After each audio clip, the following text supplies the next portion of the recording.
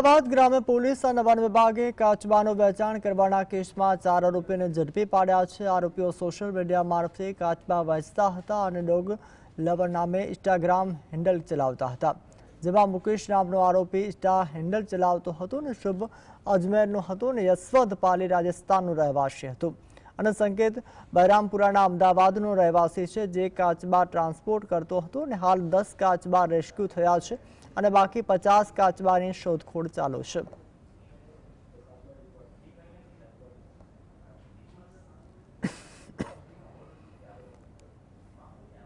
એક એક્યુઝ છે જે કાચબાની જે સ્ટાર ટોર્ટોઇઝ છે એની ટ્રેડિંગ કરે છે, એને ઓનલાઈન કરે છે।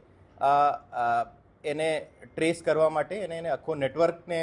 બસ્ટ કરવા માટે આપની મદદ જોઈએ। તો એને આધારે અમારી ફોરેસ્ટની અને પોલીસની એક જોઈન્ટ ટીમ બનાવવામાં આવી હતી और આ જોઈન્ટ ટીમ લગભગ જુદા જુદા શહેરોમાં રાજસ્થાન અને ગુજરાતના જુદા જુદા શહેરોમાં રેડ કરી હતી और એને આધારે ટોટલ 4 એક્યુઝ